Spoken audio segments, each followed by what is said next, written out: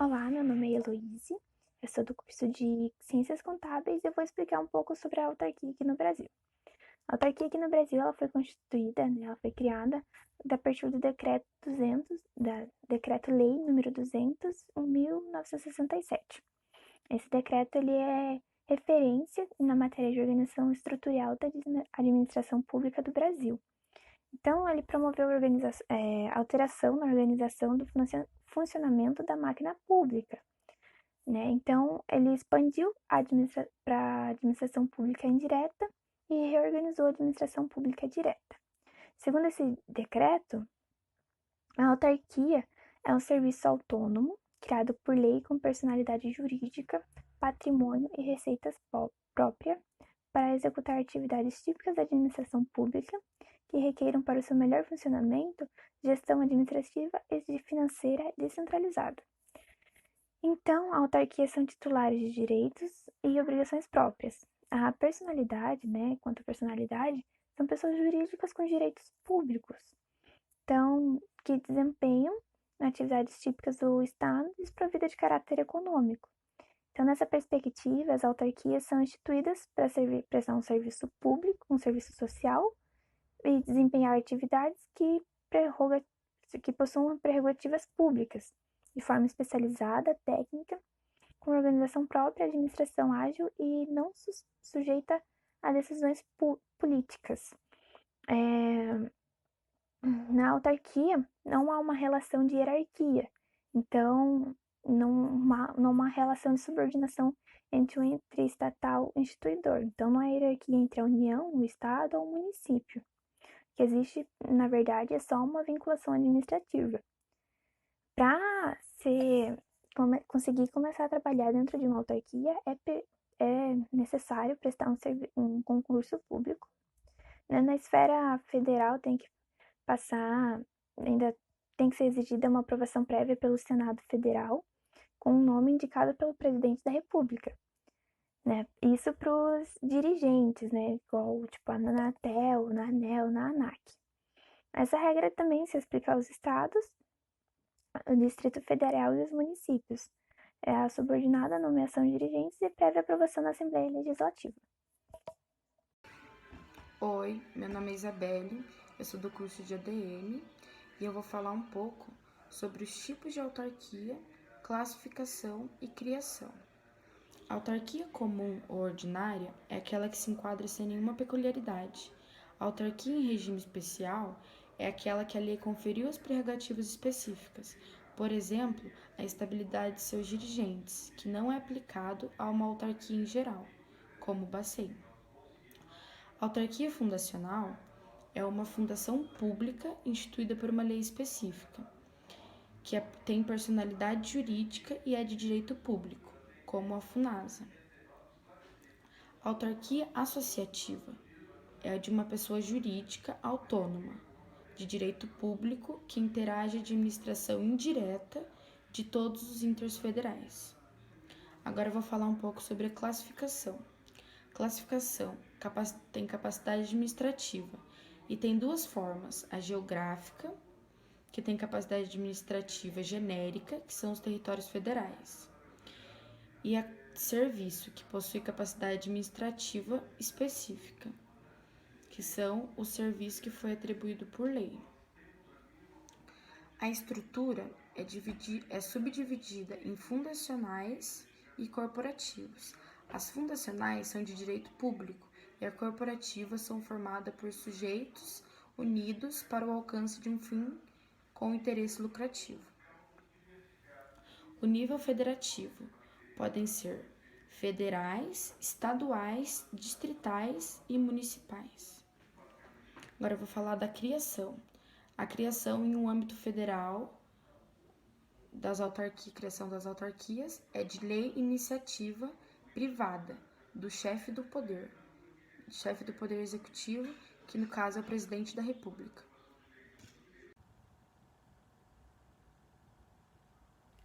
Oi, meu nome é Giovana, eu sou do curso de Administração e hoje eu vou falar um pouco das autoridades monetárias que levaram à criação do Banco Central do Brasil.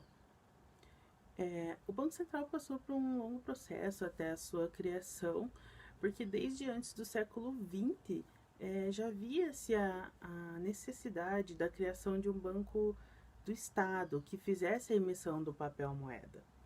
A necessidade da criação de um órgão que organizasse o sistema monetário era observada desde a criação da Casa da Moeda, que aconteceu em 1964. Em 1808, com o desembarque da família real no Brasil, já observava-se a ideia do banco de criar um banco com funções de banco central e comercial.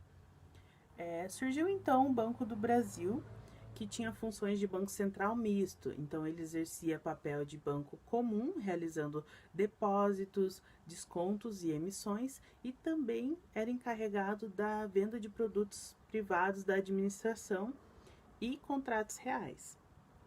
Como o Banco do Brasil realizava essas duas funções, demorou ainda mais o processo de criação do Banco Central.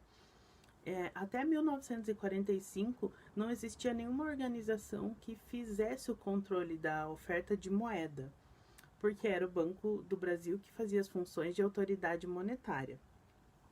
Também em 1945, em 2 de fevereiro, Getúlio Vargas criou, por meio de decreto, número 7.293, a Superintendência da Moeda e do Crédito, conhecida como SUMOC. A SUMOC foi criada para controlar o mercado financeiro e conter a inflação, e também preparar o cenário para a criação do Banco Central. Então, a SUMOC era responsável pela supervisão dos bancos comerciais e pela política cambial. A terceira autoridade monetária era o Tesouro Nacional, que fazia a emissão do papel moeda. Em dezembro de 1964, por meio da Lei 4.595, foi criado o Banco Central do Brasil. O Banco Central do Brasil é uma autarquia brasileira que gere a política econômica do país. Ele não é como um banco comercial comum, como Itaú, Bradesco ou Santander, mas sim tem o papel de ser o banco dos bancos, tendo como principal objetivo a manutenção dos recursos necessários para o funcionamento do sistema financeiro nacional. Olá, tudo bem? Meu nome é Luiz Antônio. Eu vou falar sobre as principais funções do Banco do Brasil, do Bacen. Principais funções resumidas, né? Tem outras funções, mas vamos falar sobre 7. Primeira, qual é a função? É a emissão de dinheiro. O Banco do Brasil é a única autoridade nacional responsável pela produção de dinheiro. É ele que autoriza quanto deve ser, quanto deve rodar de mercado, de moeda no mercado, quantas moedas têm que ser produzidas, quantas cédulas devem ser produzidas de 100, de 50, de 5 reais. Como que é feito isso? Ele tem um contrato com a Casa da Moeda, porque ele é responsável pela produção, mas quem produz é a Casa da Moeda, né, que fabrica conforme o Banco Central autoriza. Ele quer que produza tanto, nesse momento é tanto que vai ser produzido, e acabou. É ele que dita a regra. 2. A segunda. O Banco dos Bancos. O que é isso? Nós, pessoas físicas, temos conta nos bancos, né? Nós temos poupança, conta corrente.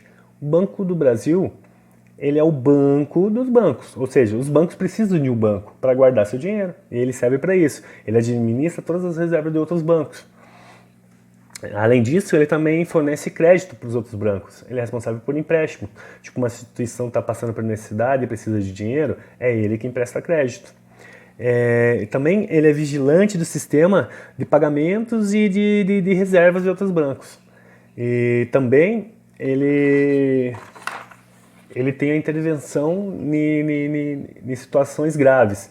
É ele que dá a última palavra. Se ele vê que alguma coisa está acontecendo errada, tipo, está acontecendo uma transação, ele vai lá, não, tem que ser assim, porque ele determina a regra. Ele é o Banco Central do Brasil. Ele é o banco maior, superior aos outros bancos. 3. É o Banco do Governo. O que é o Banco do Governo? Como eu já falei, pessoas físicas têm contas de poupança. O governo tem poupança. Tudo que ele arrecada de dinheiro, tributos, é colocado em contas. E essas contas estão onde? No Banco do Brasil. E ali que tem um grande papel, tem uma grande função com o governo, né? Porque ali eles passam como que está o orçamento público, como que é feito, como que se tem dinheiro em sobra, se não tem, como que é arrecadado, como que tá, essas coisas assim. Aí o governo atribui a ele o quê? A administração das moedas internacionais, ele regulamenta as movimentações orçamentárias do governo, porque é ele que, como ele sabe os valores que estão depositados, ele passa a informação para o governo sabe como investir, onde investir, o que tem que ser arrecadado sem criar novos tributos, essas coisas assim. E também é responsável pelos leilões de títulos públicos. Tipo, o governo precisa arrecadar um pouco mais, ele tem uns títulos lá de dívida, não sei o quê, aí ele vai lá e joga, o Banco Central vai lá e leiloa, joga lá para o mercado financeiro e fala, estamos leiloando. Daí vem outras instituições e compra de outro país, investidores, essas coisas assim. Beleza. Agora vamos falar da quarta, que é a supervisão do sistema financeiro. O que é isso? Ele supervisiona e fiscaliza as entidades financeiras. Ele fica de olho só em tudo que está acontecendo. Como que é feito isso? Ele elabora normas e resoluções de controle. Para quê que ele faz isso? Ele, tipo, a mesma coisa que leis, né? Ele cria regras, tem que ser feito desse jeito, deve ser feito desse jeito. Todas as instituições devem seguir. Para quê? Porque ele precisa que o mercado financeiro seja sólido para um sistema global, né? Porque, tipo, como que um investidor vai investir alguma coisa no Brasil se ele vê que o país não tem políticas sérias monetárias? Então, ali ele mostra que é sólido, pagamento de dívidas, tal, do Brasil é tudo correto. Então, eu vou investir naquele país, que eu vou ter como ganhar dinheiro. E também como no aumento das transações entre os outros países, né? Tipo, uma dívida que o governo tem com outros países, em compras de alguma coisa, é ele que é responsável por isso. Daí, nessa função também tem algumas tarefas, que, como já falei, ele é responsável por criar normas e resoluções, né, para todos seguirem, tipo leis. Ele que faz para os bancos, são obrigados a seguir isso, não pode seguir nada diferente disso. E, através disso, ele supervisiona para ver se está sendo aplicados corretamente. E também ele previne as atividades cambiais que tenha financiamentos ilícitos. Financiamento não, funções ilícitas. Ele fica controlando para ver se alguém está fazendo transações ilícitas, escondendo dinheiro em esconde, tipo lá, um dinheiro na Espanha, essas coisas. Eles ficam só controlando para ver se esse vagabundão tá fazendo com dinheiro, taxas cambiais, essas coisas. Beleza. Agora vamos para a quinta. A quinta função é executar a política monetária, que é a principal, acho que, atividade do Banco Central, que é o quê? A adequação dos meios de pagamento e controle do processo de criação da moeda e do crédito. É ele que cuida, como falei, ele cria a moeda, dá o crédito para o mercado, o que precisa, né? E essa política monetária funciona por 3 meios, né? São 3 ferramentas que ele utiliza para o controle monetário, que é o encaixe legal compulsório. O que é isso? Que são alíquotas de recolhimentos, né? Estipulada pelo Banco Central, que os outros bancos têm que depositar. É a fração do dinheiro que é depositado nessas contas. Aí ele vê quanto mais os bancos depositarem, ele vê que tem poder, as transações estão aumentando. Quanto mais, que seja lá, um banco tinha 100 milhões, depositou 10 mil. No outro mês, 200 milhões, depositou 200 mil. Então, sabe que as coisas estão rodando bem para os bancos. Aí a capacidade de gerar crédito no mercado, né? Tipo, aí o banco, qual que é a capacidade de empréstimo que o banco tem, né? Para emprestar para pessoa física, para gerir no mercado financeiro, né? Para gerar a economia, né? Quanto mais o banco tem poder para emprestar dinheiro, mais a economia cresce, né? Daí tem o redesconto também. O redesconto o que é? Ele serve para as instituições financeiras que precisam de crédito por problemas de liquidez. Daí o governo, nessa função de redesconto, ele troca títulos por moedas e taxas com menores valores. Daí temos o mercado aberto, né? Essa outra ferramenta, que é a compra e venda de títulos públicos para controlar a liquidez do mercado, da economia, né? Aí o banco faz isso. Então, beleza. Vamos à sexta. É executor de política cambial.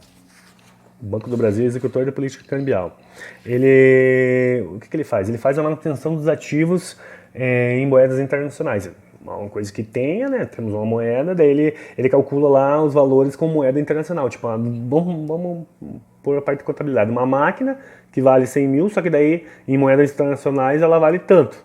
Daí é exemplo isso, né? Ele tem os valores lá e é controlado por moedas, por valores internacionais, o valor do dólar, por exemplo.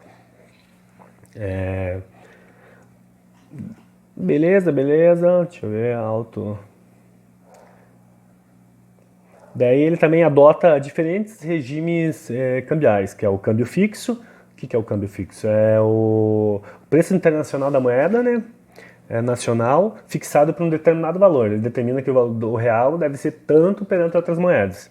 Aí tem um câmbio flexível, que a taxa é formada sem interferência, é de acordo com o mercado, é variável. Né?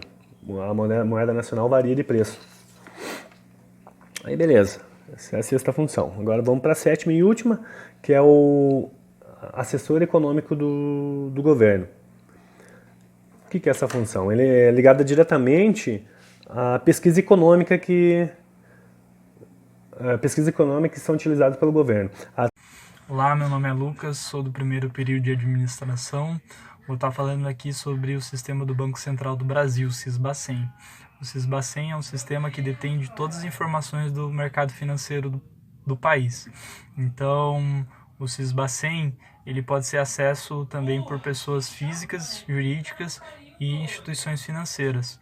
Através dele, você tem acesso também a outras ferramentas muito úteis para nós cidadãos.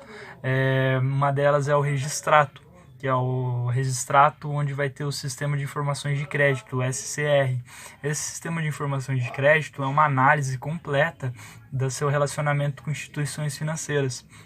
Ele pode ser acessado no site www.bcb.gov.br/registrato. É um site confidencial e nele você vai ter acesso às informações de compra, cartão de crédito, financiamento, dívidas na praça, e essas informações também elas são usadas por instituições financeiras para análise de crédito. Então eles vão ter um relatório e vão analisar se podem conceder ou não o crédito. Também tem, através do Registrato, o CCS, que é o Cadastro de Clientes do Sistema Financeiro, que vai ter os bancos, todas as instituições financeiras que você tem vínculo, que você tem relacionamento. Então é uma ferramenta muito útil para nós cidadãos e também para as instituições financeiras. O Banco Central do Brasil ele também disponibiliza não só para nós, mas também para o meio jurídico, o Bacenjude, que é uma ferramenta criada em 2001 que liga o Poder Judiciário com o Banco Central do Brasil, onde juízes podem reter valores através dele por meio eletrônico, que facilita muito. Então ele retém valores de contas que têm dívidas judiciais. Então é uma ferramenta muito útil para o sistema judiciário. Então, basicamente, o Banco Central do Brasil disponibiliza tanto para nós, pessoas físicas, pessoas jurídicas e instituições financeiras, ferramentas úteis para o nosso dia a dia. Olá, meu nome é Diego, eu sou do primeiro período de administração. Estou aqui para falar sobre como que tem sido a atuação do Bacen no auxílio para a economia e para os governos nessa atualidade de Covid-19. Né?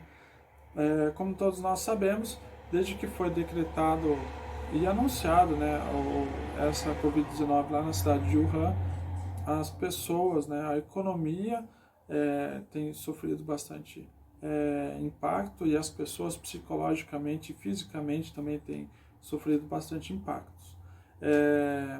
Como é uma doença com um grau de contágio muito grande e ainda não temos um remédio eficiente para ela, os governantes têm tomado como principais medidas o isolamento social, o fechamento de algumas empresas, manter só apenas serviços essenciais.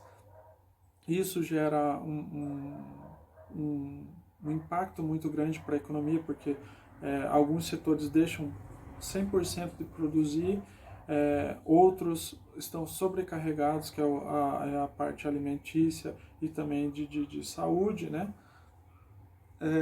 Os governantes estão bastante sobrecarregados em prover ferramentas, porque nenhum país estava preparado para receber tantos doentes ao mesmo tempo, e não temos hospitais e nem equipamentos suficientes para receber esses doentes de uma vez só. Psicologicamente também as pessoas ficaram bastante afetadas, então também tem um outro lado também que os governantes também têm que disponibilizar bastante recurso para conscientizar essas pessoas, porque depende muito delas também para não sobrecarregar ainda mais o sistema. Então é uma situação bastante adversa. Como que os governantes então têm feito? Qual que é a ferramenta que eles têm utilizado para poder prover melhor recurso então para a população? Eles decretam o estado de calamidade pública. Ela é solicitada pelos municípios para o governo federal, e toda vez que eles têm um desastre ou uma situação que eles não conseguem por recursos próprios suprir aquela necessidade.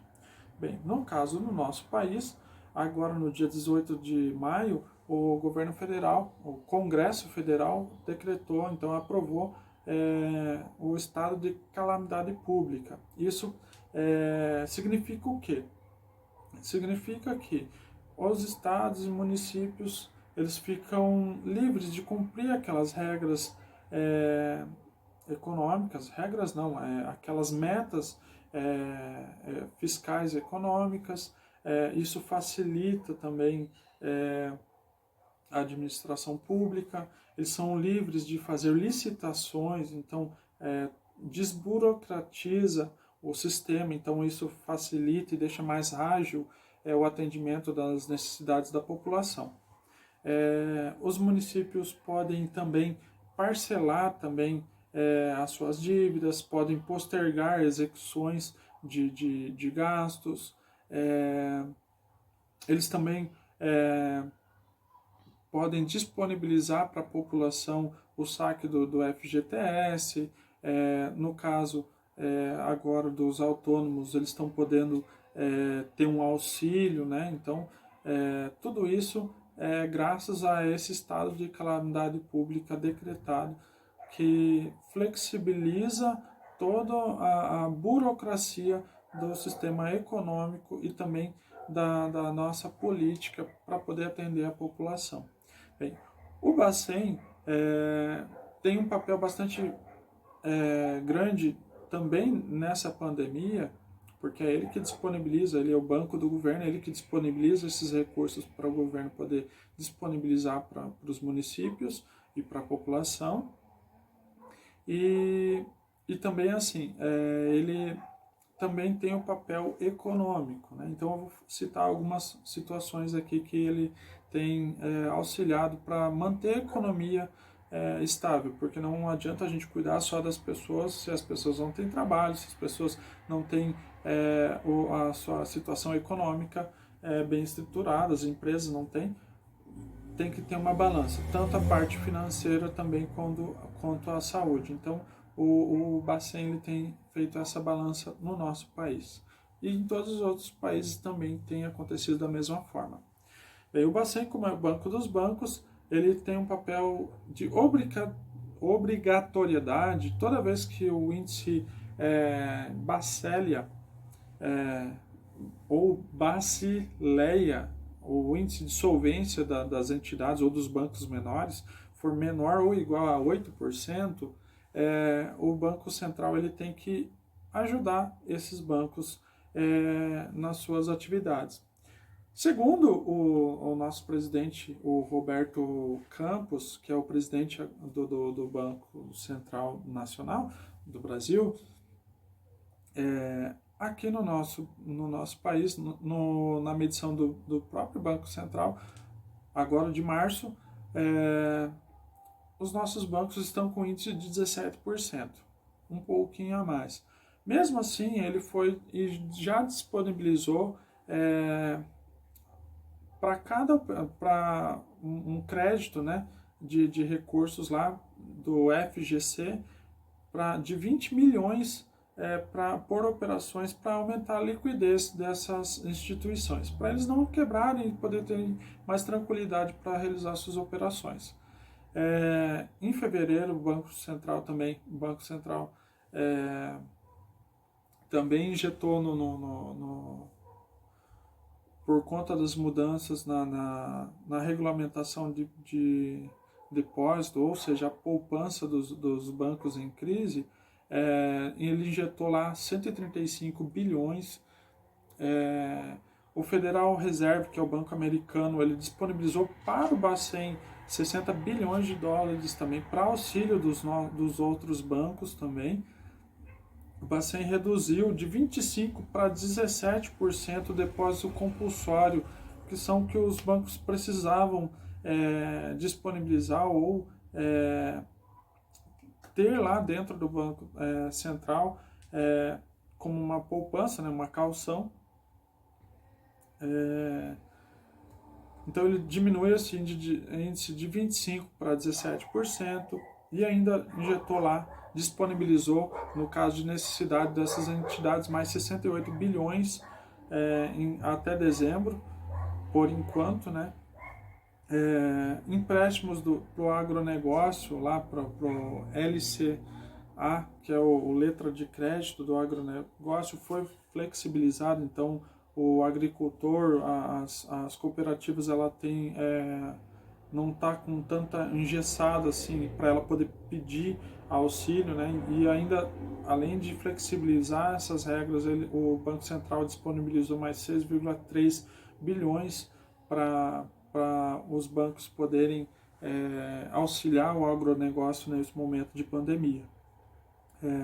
Títulos de dívidas de empresas privadas, os debentures, né, que são valores mobiliários de ações de créditos contra essas companhias, foi disponibilizado mais 91 bilhões também para poder dar mais liquidez a esses títulos.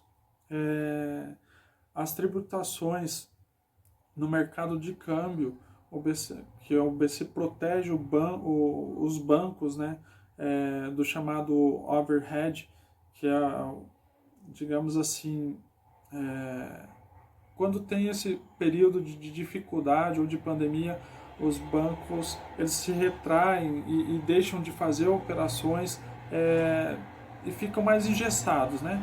Então isso é o overhead, né? Que é eles se retraírem. Então foi aplicado lá mais 520 bilhões para que esses bancos não fiquem engessados e continuem fazendo suas operações com maior tranquilidade. Me perdoem a forma que eu expliquei, são inúmeras coisas que o Banco Central tem feito. Até o momento da conclusão desse trabalho foi isso que eu consegui pesquisar. Tenho visto que o Banco Central também tem atuado com tem feito mais ações ainda agora nesses últimos dias, depois ainda da conclusão desse trabalho. Bem, todas essas ações do Banco Central, para nós, tem um impacto bastante grande, como nós vimos na apresentação. Para o governo, ele flexibiliza, então nós recebemos auxílio dos nossos governantes mais rapidamente, então isso tira toda aquela burocracia, então vidas são salvas, empregos são salvos, e a economia consegue girar nesse período. E também tem o outro lado do Bacen, que ele auxilia a economia, como mais especificamente auxiliando os bancos, injetando mais dinheiro para que o dinheiro não perca o valor. Então também tem esse outro lado. Das duas formas, o Banco Central tem